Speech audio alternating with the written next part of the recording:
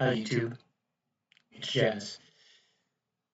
Here's a video about why I believe mental health in MMA is more important than it is shown. Here's Sean Strickland, the UFC middleweight champion, two-time by the way, crying on a podcast due to his severe mental health issues that he suffered as a child from his father's abuse on his mother and himself. And back in it was a serious topic back then, but it gets scoffed at now.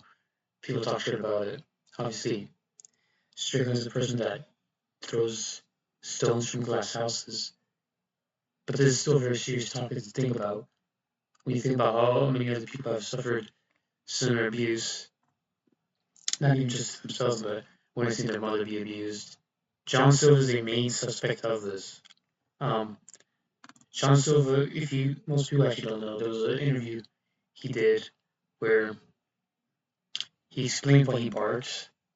I think it was him swimming with him and his brother who had died, and a dog. And then he explains why he cries before every fight because he thinks of his mother, who he had to witness be, abused by 4 people, sexually and physically. And that's why he was an emotional before most of his fights. Look at the Drew fight where he's crying before and after. He's a very emotional person as you see here. His wife and Mauricio Ruffi, who he said that he's no longer friends with, but Mauricio Ruffi is still someone that he said himself, helped get him out of a dark place and change his life for the better. Seeing as his wife, they go head to head, like before his fights, before he walks into the cage, it's like head to head, like forehead to forehead, staring at each other, talking. They have a deep connection before she even became his coach or one of his trainers. Everyone makes fun of Joe Silva. I get it. The Israel stuff, not cool. The way he acts, it can be annoying. It can be too much. The way he talks about himself and stuff. But there's still something serious to talk about. And MMA Twitter, there's no jokes about, and obviously I get it as a person that witnesses it, and some of the jokes can be funny, but it's something we don't actually think about that John Silva actually went through. There's a reason why he's an emotional person like this. There's a straight gif on Twitter of John Silva screaming at the bell, which yes, and without hindsight, it's very cringe. He's just there. It's like a quiet room, and he's just screaming at the bell. That isn't his. He's not even fighting for it yet. This wasn't even the featherweight belt either, and he's just screaming at it. It's still kind of odd, that people make fun of something like this. And then the gift is like him being spinning elbowed right after by Diego Lopez. Like, this man is clearly mentally unstable the way he acted with Diego Lopez. And the way he's acting with Ruby, I think is a clear sign of mental instability. The fact that he felt that Ruby training in the gym was essentially Ruby betraying him. And yeah, obviously Ruby doesn't carry the same feelings. I think he said that he still wants to be friends with John Silva, but this is clearly a mentally unstable man. It's easy to make jokes about life, even back to Strickland. Strickland's very easy to make fun of due to the fact of how much shit he talks, what he says as well. He's obviously dealing with his mental health a lot better the way he's just got fat, comes at saying his dad raped him or whatever, and abused him. The first DDP fight was obviously the most prevalent part of this. He got very emotional. I think at the season, it was even the actual press conferences. It was the seasonal press conference where even Sean O'Malley took a dig at him. And yeah. It's just Strickland's a weird case because he talks so much shit that it's hard for people to feel bad for him. But when he's talking shit with the comments I want to get because he was very much attacking him, it was kind of DPK because he kissed his coach. That was when they sent him. And then DTV said that. So the thing about that press conference build up, of course, I don't really care. But the fans that talk about it as well, it's just strange to me. And something that is very clearly not taken seriously. Someone who has taken it seriously though, and I think he spoke about it in his last fight. I just didn't get it. Paddy Flynn was like one of the first people I remember.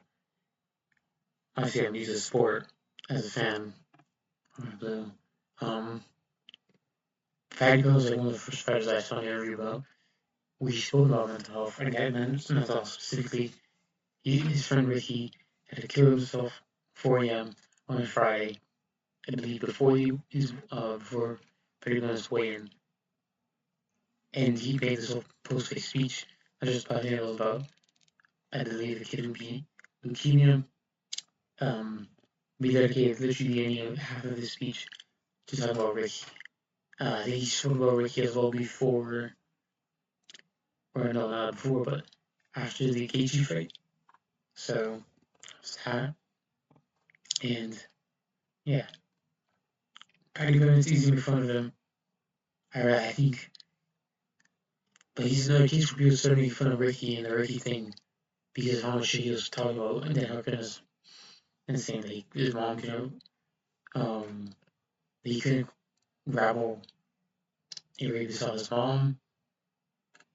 Then people, then I think that Hopkins shot at Ricky. A whole bunch of the fans did as well. And it's a serious topic. When I look back, it's like these topics should be carried more seriously. And I'm not a journalist. I'm not like I have these big YouTube videos. I don't plan them out with scripts. I am just a fan who makes YouTube videos and views the sport. I just go on Twitter, share my opinion, get a couple clicks, get some laughs, have some nice interactions, discussing the sport. But these are people. The people we watch, they are people as well. And these are the big three cases. I should have added Um, Volk, after the Islam loss, he showed clear signs of depression and a bit of alcoholism. He was saying, I got drunk, I was getting drunk, this loss hit me hard. I don't think it was actually alcoholism, but he was showing clear signs of depression after that loss. That's why he rushed himself back to get the idiot face so soon. Obviously, it was a super short notice. It wasn't short notice, but it was a very unrealistic quick turnaround for him. And that's not a face should have taken. I should have added it here. I have it prepped. I didn't have this video prepped too well. I was going to add it here, but I forgot. Um, so that I think most people don't even remember may have depression had shown spoken about depression was Robert Whitaker. He had spoken about his depression. I think I have it here on Submission Radio. Of course, okay. He says depression is real and doesn't matter who you are. You can get depressed and you can feel like you're falling down the pit of despair. Robert Whitaker said on Submission Radio last year. Obviously this was not last year for us. This is probably a very old video. This was 6 years ago, a while ago. He suffered depression, training for the type of defense that could gas him, and he had thoughts of retirement. And he was really young at that point. He didn't want to leave the house. And he had suffered hernia and collapsed bowel after a bad week that led to after being cancer. And that's why there was the Gastelum Izzy fight. Middle of the year. This is Dominic Cruz, who suffered loads of injuries throughout his career. He still felt sad and went to dark places in his prime years because he kept getting, I think, shoulder injuries, knee injuries, and like these obviously aren't as serious as a childhood trauma like John Silva from Strickland or suicide.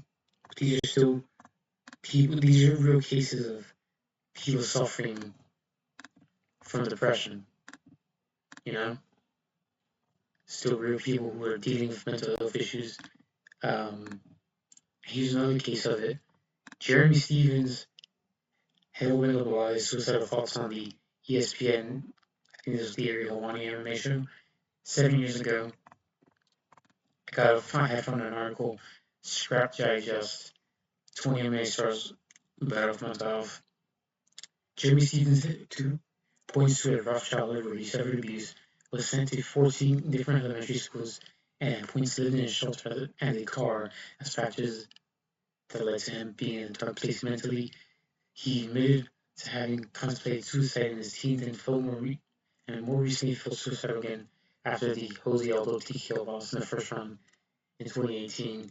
I was able to dig deep, go in, get some tools, get some coaching from some of the best people in the world. That was better than any type of counseling I've ever been to. Helped me grow with my relationships with my wife and kids. This is someone else who's dealing with childhood trauma. I think he had also gotten abused. I don't know if that's that year. And he suffered abuse from his father. And this is real. He's not the only one who contemplated suicide on this list. Sean Strickland talks a whole. He's probably the biggest case of this. He talks a lot about how he wanted to really kill himself when he was younger. And that he used to sleep. He used to just expect his mom would be dead and stuff. I don't want to misquote it because these are serious topics, but something around those lines. And even if UFC losses can affect fight losses can affect fighters. Shown with Jeremy Stevens, it's not even just injuries. A loss can bring back real dark memories. Sorry, excuse me, of your past. You know, it brought back those same memories that I want to be suicidal after a pretty bad loss where he got brutally beat up by Jose Aldo. I forgot to add her too. Ronda Rousey is someone else who has suffered from depression, but she is so annoying that it's diminished. I think it was actually Holly Holm and not Ronda Rousey, the Holly Holm and Amanda Nunes fights where she was on the Helen show and she was crying to a pillow. She was opening up about her suicidal thoughts and her depression, and a whole bunch of people make fun of it now. But that is a very serious thing. But Ronda is so annoying with the way she acts. It's almost similar to Strickland, but Strickland, it's more out of he talks so much shit, where it's like, oh yeah, I can't feel bad for this guy. With Ronda, it's more she's just so annoying with the way she speaks and how she carries herself. That's just embarrassing that she's on live TV crying, and that's where a lot of the flack for Strickland came from too. He was on a big podcast that had 3.9 million views, and he got flack. He was like, "Oh, you talk all this shit, yada yada," and you're crying on some podcasts. But this is still real stuff. As a community, as the MMA community, no one really cares about. They're just fighters. They talk shit. So talk shit, get diminished. But even guys like Patty Pittman, this doesn't even get talked about. This is a very strong message from Patty that has already been spoken about. This 1 million views 3 years ago. Sean Silva's story doesn't get talked about. Rarely for jokes, but it's not talked about for a real serious topic. And Strickland's isn't. It's only brought up for jokes. Patty's is rarely brought up. Robert Whitaker's depression, Dominic Cruz's depression, Jeremy Stevens' serious issues in the past. None of this stuff gets brought up. These three don't get brought up. Cody Garbrandt's. Oh wait, no, sorry, that's the wrong one. Cody Garbrandt also suffered suicidal thoughts of becoming delusional with his life. He did drugs, he was hanging out with the wrong crowd, and he was in a very dark place, and he almost hung himself. And that's when his brother came in the door. I forgot where I heard this from. I couldn't find the clip of it either, but when he almost hung himself, and his brother saved him, and that kind of changed his life, and he turned to religion. and started recovery, started the journey to recovery that would eventually lead to the next success. That's very, very rarely spoken about how strong Kobe Garden is for being able to beat that. Obviously, props to his brother for saving his life, but these are very serious topics. Even these Torres, who dealt with long time depression, attachment issues, but Kel Pennington was able to help her out. A fight that no one cares about, and I just had her in this video because it's so serious topic. Depression, she had some help her out. Very serious stuff. And you might be wondering, why is Jazzles MMA the dude showing up the wrong video, the wrong tab? McAfee, of course. Why is he talking about depression and mental health? This McAfee is ruining what I want to talk about right now. Oh, anyway, you're probably wondering, why is Jazzles MMA speaking about these topics?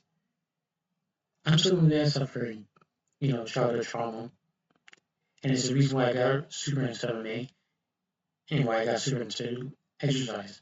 I suffered similar trauma to Strickland, not with my father, but I had similar issues with my mother. And that's a very serious topics that when I see spoken about, it's not spoken about with real care. It's spoken about for jokes, and I get it. It's spoken about on Twitter. Twitter is a very unserious app, but I rarely see people taking any of these topics with any care. And the one that I mainly think about is the John Civil.